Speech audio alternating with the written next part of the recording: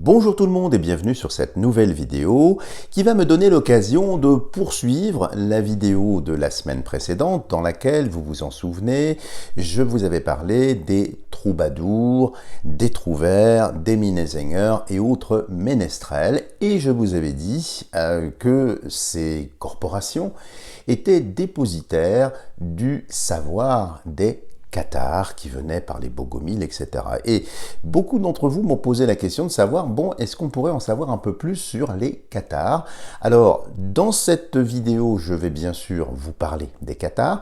Je vais par contre être obligé de faire des choix stratégiques, c'est-à-dire de ne pas m'étendre sur la partie historique qui a été largement documentée, donc je vais vous donner quelques petits points d'étape, points de repère, mais c'est surtout sur la partie philosophique, en fait, que je vais axer mon propos parce que je trouve que beaucoup d'inepties sont encore colportées à ce sujet-là. Il y a des grands fantasmes, on leur attribue des choses qui ne sont absolument pas en regard avec ce que c'était. Donc voilà, pardon, l'objet de cette vidéo. Alors au XIIe et XIIIe siècle, dans les terres d'Oc, ce Languedoc au parfum de lavande et de pierre chaude, s'épanouit l'une des expériences spirituelles les plus singulières que l'Occident chrétien ait jamais portée en son sein. Le catharisme n'était pas une hérésie de rustres ou d'ignorants. Il était la foi des troubadours, des chevaliers, des comtes et des lettrés, une civilisation dans la civilisation, une lumière intérieure que l'Église de Rome allait mettre tout son poids à éteindre. L'émergence du mouvement en Occident est difficile à dater avec précision. Des courants dualistes circulaient déjà en Europe depuis au moins le XIe siècle, apportés peut-être par les Bogomiles des Balkans, eux-mêmes héritiers de traditions manichéennes plus anciennes. Mais c'est surtout dans la seconde moitié du XIIe siècle que le catharisme s'organisa véritablement, se dotant d'une hiérarchie, de conciles, comme celui de saint Félix de Caraman en 1167, et d'une théologie cohérente. Le Languedoc en devint l'épicentre, protégé par des seigneurs tolérants, aimé par un peuple qui voyait dans les parfaits une sainteté que le clergé catholique, souvent corrompu et opulent déjà, ne lui offrait plus. L'Église de Rome ne pouvait tolérer un tel pouvoir. En 1209, le pape Innocent III prêcha la croisade, non contre les Sarrasins, mais contre des chrétiens sur le sol même de la France. Ce fut l'une des pages les plus sombres du Moyen-Âge. Béziers brûla en juillet 1209. 20 000 âmes massacrées en une seule journée, au cri présumé de l'abbé Arnaud Amaury, « Tuez-les tous, Dieu reconnaîtra les siens ». Ça vient du reste de cet homme-là. Carcassonne tomba, Minerve capitula, et Montségur, dernier grand refuge des parfaits, se rendit en mars 1244, après 10 mois de siège quand même. 220 hommes et femmes descendirent de leur montagne et montèrent sur le bûcher collectif, sans abjurer, sans trembler, selon les chroniqueurs. La croisade avait duré 40 ans. L'Inquisition prit le relais, il reste. Au début du XIVe siècle, le catharisme était éteint, du moins en apparence. Pour comprendre le catharisme, il faut d'abord comprendre sa structure humaine, car elle est d'une rigueur et d'une beauté exceptionnelles. La société cathare se divisait en deux catégories très distinctes, les croyants, credantes, et les parfaits, perfetti, ou en occitan, bons hommes et bonnes femmes, bons hommes, bonas feminas. Les croyants formaient la très grande majorité. Ils vivaient dans le siècle, se mariaient, travaillaient, combattaient. Ils partageaient les croyances cathares, vénéraient les parfaits et attendaient parfois sur leur lit de mort de recevoir le sacrement unique du catharisme, le consolament. Point de culpabilité dans cette attente, c'était une discipline assumée, une économie du salut adaptée à la vie ordinaire. Les parfaits, eux, étaient une aristocratie de l'âme, non du sang. Hommes ou femmes, et c'est remarquable pour l'époque, ils avaient reçu le consolament et s'étaient engagés dans une voie d'une exigence absolue. Leur vie était régie par la convenanza, abstinence totale de viande, d'œufs, de produits issus de la reproduction sexuée des animaux. Ils consommaient du poisson, de l'huile, des légumes, la chasteté perpétuelle, le refus du mensonge, le refus de tuer, même en légitime défense, le refus de prêter serment, quel qu'il soit. Ils ne possédaient rien en propre et vivaient de leur travail artisanal ou de l'hospitalité des croyants. Ils voyageaient toujours par deux, récitaient quotidiennement le pater à intervalles réguliers.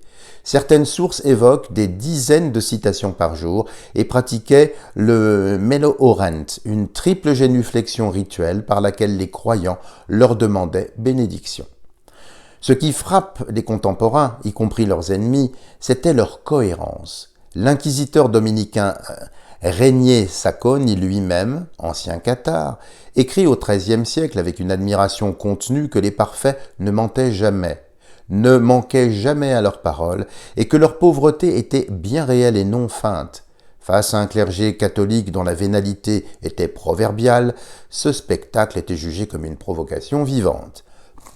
Le catharisme ne reconnaissait qu'un seul sacrement valide, le consolament ou baptême spirituel. Tout le reste, l'eau du baptême chrétien, l'Eucharistie, le mariage, n'avaient à leurs yeux aucune valeur, car ces rites impliquaient la manière et surtout la matière, nous y reviendrons, qui est l'origine du mal. Le consolament était un rite d'imposition des mains, manum impositionem, accompagné de la lecture du prologue de l'évangile de Jean.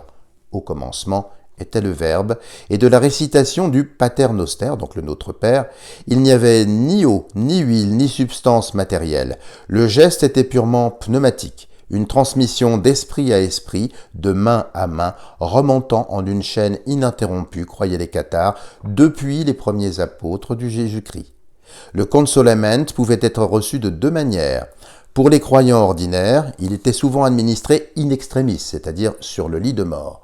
On appelait cela la convencenza. Celui qui le recevait ainsi devenait parfait dans les derniers instants de sa vie, suffisant pour que son âme échappe au cycle des réincarnations. Car oui, il croyait à la réincarnation. Pour les parfaits en devenir, il s'agissait d'un engagement total. Après une longue période de probation, le néophyte prononçait ses vœux, recevait l'imposition des mains de plusieurs parfaits et devenait à son tour un vecteur de l'esprit. Il existait aussi une pratique redoutable, jamais encouragée par les parfaits eux-mêmes, mais parfois observée, l'andura, un jeûne volontaire jusqu'à la mort, entrepris avec le consolament reçu in extremis pour s'assurer de mourir dans un état de pureté rituelle. Ce n'était qu'une invitation au suicide, mais la traduction même d'une logique cohérente que réprouvaient quand même les parfaits. Alors, la théologie cathare est d'une profondeur et d'une cohérence qui en font l'une des plus grandes constructions métaphysiques du Moyen-Âge quand même. Injustement méconnue. Elle repose sur un principe fondamental, le dualisme absolu et non un dualisme mitigé.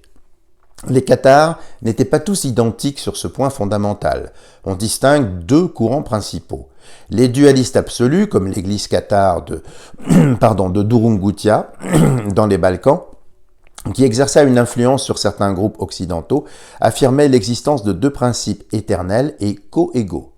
Un Dieu bon, créateur du monde spirituel et de la lumière, et un principe mauvais, incréé, co-éternel au bon Dieu, créateur du monde matériel. Ces deux principes sont en lutte depuis le tout premier jour, sans qu'aucun n'ait de supériorité ontologique sur l'autre. Il y a aussi les dualismes mitigés, comme l'église cathare de Concorrezzo, plus proche de la tradition occidentale et de certains courants bogomilistes.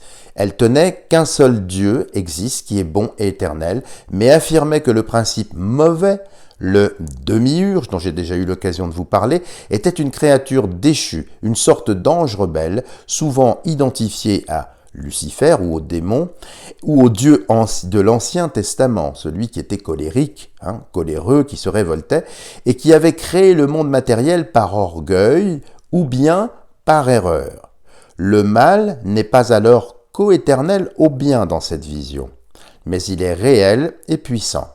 Dans les deux cas, la conclusion pratique reste la même. Le monde visible, matériel, est mauvais ou radicalement insuffisant. Il n'est pas la création du Dieu vrai. Le vrai Dieu des cathares est un Dieu purement spirituel, absolument bon, absolument étranger à toute matière. Il est le Père de l'évangile de Jean, le Dieu de lumière et d'amour. Il a créé le monde invisible, les âmes, les anges, les puissances célestes, les hiérarchies, et ce seul monde-là est vrai, éternel, incorruptible. Le monde matériel, les planètes, les corps, la chair, la souffrance, la mort, la reproduction, est l'œuvre d'un Dieu mauvais, appelé, je vous l'ai dit, le Rex Mundi, le roi du monde.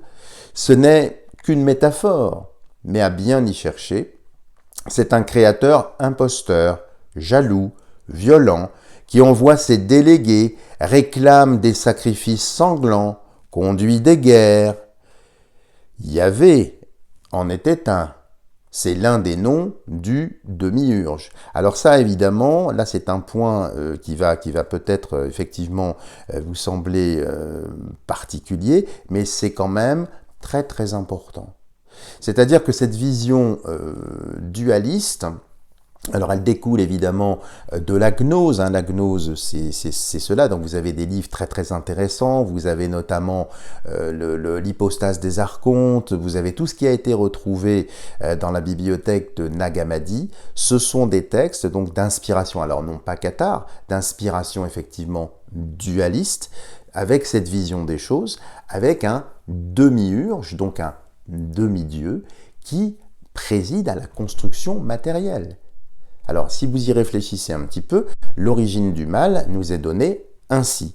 C'est-à-dire que le mal, ça ne peut pas être Dieu, en haut, ça ne peut être que un sous-dieu, etc. Alors, évidemment, ça bouleverse, vous l'imaginez bien, le dogme traditionnel, mais il y a une question fondamentale, et là, il faut aller voir dans la gnose valentinienne, notamment, ou d'autres sources gnostiques, pour poser, en fait, la vraie question. Si on part du principe que les cathares ont raison, c'est-à-dire qu'il y a une sous-entité, peu importe comment elle est créée, alors il y a différents textes qui vous expliquent comment elle est apparue, avec la Pistis Sophia, avec, bon, j'ai pas le temps d'entrer dans les détails parce que ce serait effectivement un peu plus technique et un petit peu long, mais il y a une question fondamentale. Si, hypothèse de travail, on va faire un petit peu un syllogisme, si effectivement on admet qu'il y a un demi-urge, donc une divinité, qui a créé la matière, qui s'occupe de tout ce qu'il y est matériel. Et qu'il y a un Dieu au-dessus. Comment se fait-il que Dieu, qui est si puissant, omnipotent, ait fait appel à une sous-créature pour créer le monde? Ça pose un problème sur son omnipotence. Serait-elle simplement limitée dans l'empyrée, donc dans la partie la plus haute, la plus élevée? Et a-t-elle eu besoin d'une entité pour créer, d'une petite main, dirait-on? Bon, ça pose un problème, ça. Si Dieu est puissant, il a besoin de personne.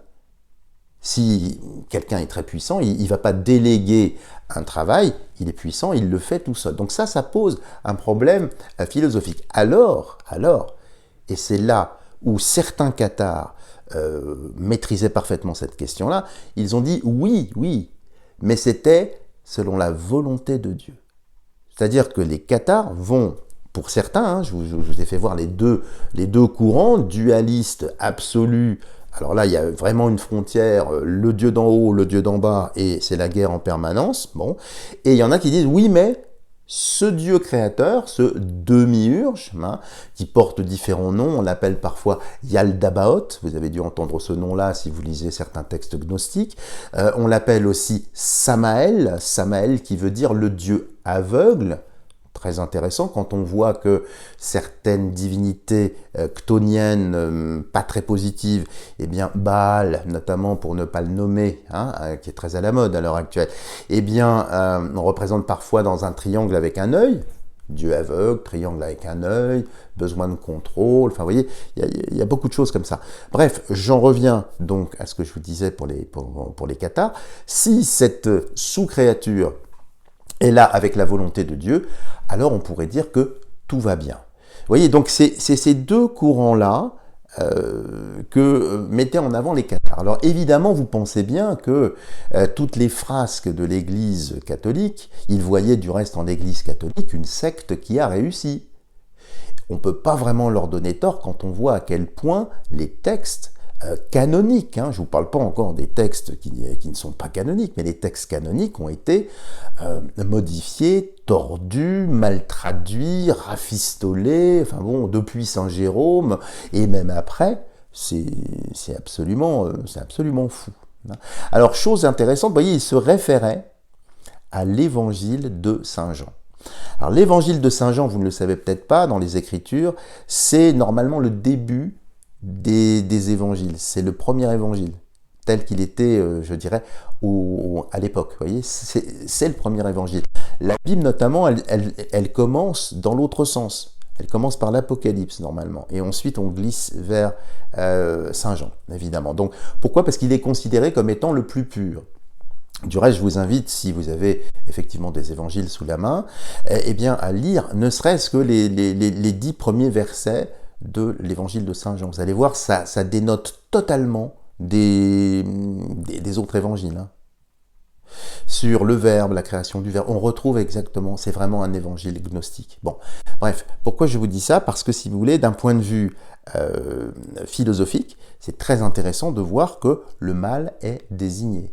Donc si le mal est désigné, ça veut dire que l'intention de Dieu n'était pas d'introduire le mal dans le monde, mais c'est pour nous donner une indication sur l'importance de l'existence du mal pour remonter jusqu'à lui. Et ça, ce courant-là, ce courant catharisme, c'est pour ça, j'aurai l'occasion de vous en parler un peu plus longuement, alors je pense l'année prochaine, parce que là j'ai la tête un petit peu dans les contes, donc je ne peux pas tout faire, mais cette idéologie a été reprise par les Rose-Croix, les véritables Rose-Croix. Alors je vous dirai où ils se situent, comment ils sont, enfin c'est une histoire assez complexe, encore une fois, mais ces courants-là, c'est la même chose. Pourquoi? Parce que ce que voulaient les cathares, c'est réintégrer leur pureté divine.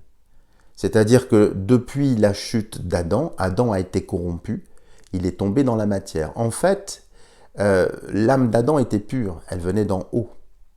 Mais elle s'est habillée, elle s'est drapée d'un corps tissé par le demi-urge, qui l'a fait choir, qui l'a fait tomber dans la matière. D'accord ? Du reste, la matière, hein, j'ai toujours tendance à jouer avec ça, l'âme a tiers, un tiers d'âme pour 2 tiers d'esprit. Donc vous voyez que le divin est toujours supérieur à la matière. Et donc en fait, quand il y a certaines personnes qui disent qu'elles veulent vendre leur âme, mais leur âme ne leur appartient pas, elle appartient à Dieu. Et ça, c'est bien une vision, j'allais dire, démiurgiaque, hein, d'une sous-divinité qui voudrait effectivement prendre le pouvoir, prendre le contrôle, mais ce pouvoir, le contrôle, c'est que sur la matière, pas sur l'esprit. Et c'est pour ça qu'en nous, on est tiraillé en permanence entre une partie physique, charnelle, voire émotionnelle, et une partie beaucoup plus spirituelle. C'est pour ça que il y a la fameuse expression, vous savez, rendre son souffle, rendre son âme. Donc le corps s'éteint, mais l'âme repart effectivement par la gouve et pour rejoindre l'empyrée, hein, de l'autre côté. Donc voilà ce que professaient les cathares. Donc il n'y avait rien, si vous voulez, d'offensif contre le dogme catholique, parce qu'il laissait les gens libres. Il leur disait ce qu'ils ressentaient, ce qu'ils professaient, mais vous étiez libre d'y adhérer ou de ne pas y adhérer. Donc il n'y avait pas ce caractère coercitif, ce caractère imposé, obligé, comme on a pu le voir effectivement dans l'histoire à travers l'Église de Rome. Hein. Alors il y a d'autres subtilités encore également, mais je ne vais pas m'étendre sur la question. Mais sachez que cette vision dualiste, alors on l'avait vu dans la gnose bien avant ça, on avait vu aussi les idées néoplatoniciennes qui se sont agrégées là-dessus, il y a eu pas mal de choses, mais cette vision, si vous voulez, de la dualité, hein, qui était très très présente dans l'Antiquité, a été reprise aussi par d'autres peuplades comme les Bogomiles, et c'est arrivé chez nous, en France, donc dans cette région-là, et ça a fait beaucoup d'émules. Hein. Philosophiquement, ça a beaucoup ébranlé l'époque, le temps, donc c'est quand même quelque chose dont il faut se souvenir, et contrairement à ce que beaucoup pensent, quand j'entends parfois certaines théorie, on va dire, ou fumisterie, ça dépend, émanant d'un New Age de plus en plus agité et malade, qui se revendique de ceci, qui se revendique de cela. Je rigole puisque, en fait, beaucoup de choses ont pour source les idées cathares. Hein, le fait que le monde soit, je dirais, corrompu. Bon, les faits ne font que valider ce que je suis en train de dire. Et donc, eux, ils vivent hors du monde. Ça ne les intéresse pas d'être dans le monde. Ils sont, vous voyez, à part. Alors, il m'est venu une idée en vous préparant cette vidéo. Est-ce que finalement, ce courant-là n'était pas apocalyptique, n'était pas prémonitoire? Indépendamment, je dirais, de leur croyance au demi-urge, qu'il ait été, je dirais, auto-créé avec, vous savez, les archontes qui règnent sur certains royaumes, comme vous connaissez ça certainement, mais que ce soit avec la volonté de Dieu, vous voyez bien ici que il y a quand même un mécanisme. Et puis il y a la réincarnation. La réincarnation des cathares, et ça vient effectivement des Bogomiles notamment, savait que l'âme en fait chutait en permanence pour être éprouvée. Et le but des réincarnations successives, c'est de faire prendre conscience de ces plans, c'est-à-dire qu'il y a un Dieu omnipotent, omniprésent, lumineux, etc., qui est créatif, d'où nous venons. Et ici, c'est une sorte d'épreuve, d'école, appelez ça comme vous voulez, mais qui a été créée par un demi-urge. Donc quelqu'un qui a presque les qualités de devenir un dieu, mais qui n'a pas l'amour, qui n'a pas le feu pour ça. Il a la qualité simplement de piloter la matière, la glaise, le potier, le fameux dieu Khnum que l'on trouve en Égypte, si vous voulez. Donc c'est pour bien montrer que à chaque descente, à chaque incarnation, c'est en fait pour nous éprouver dans quel sens, ce n'est pas une cruauté, c'est pour que nous jetions nos yeux non pas sur nos pieds ou sur la matière, mais que nous tombions à genoux et que nous regardions le ciel, la source. Et à partir du moment où vous avez compris que nous émanons, nous venons de cet endroit-là, et que nous sommes en exil, nous sommes en voyage, dans le but effectivement de remonter à notre source, là c'est une démarche spirituelle, là c'est une démarche alors qui est martiniste, par exemple, qui est rosicrucienne, qui consiste effectivement à restaurer sa pureté originelle par des prières, par des rituels, par des pratiques, afin de fusionner de notre vivant ici-bas, hic et nunc, comme on dit, donc ici et maintenant, pour retrouver en nous cette unité que nous avons perdue. Voilà, j'ai été très bavard, j'espère que cette petite vidéo vous aura plu. Je ne suis pas entré dans des détails effectivement plus poussés, ça mériterait normalement effectivement un travail beaucoup plus accompli. Alors, il en existe, vous pouvez trouver ça chez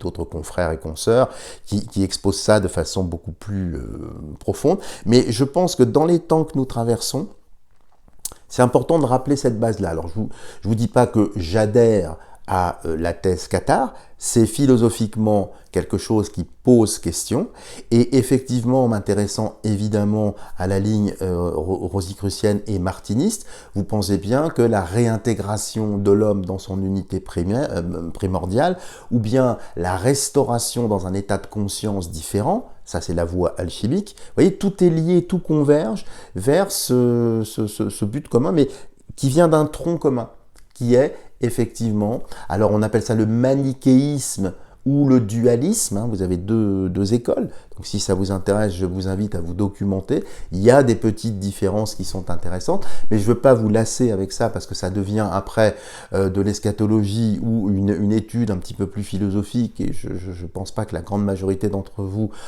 s'intéresse à ça comme j'ai de la faiblesse de m'y intéresser pour grandir, donc je ne peux pas vous étaler tout ça, bon, sinon ça va devenir compliqué. Enfin, je voulais vous donner, on va dire, une tonalité très modeste à ma hauteur, et j'espère que cette vidéo vous fera réfléchir et puis peut-être piquera votre curiosité pour que de vous-même vous alliez chercher d'autres explications, d'autres réponses à des sources beaucoup plus lumineuses que ma petite logorée. Voilà les amis, merci de votre attention, je vous embrasse et je vous dis à la semaine prochaine pour une nouvelle vidéo.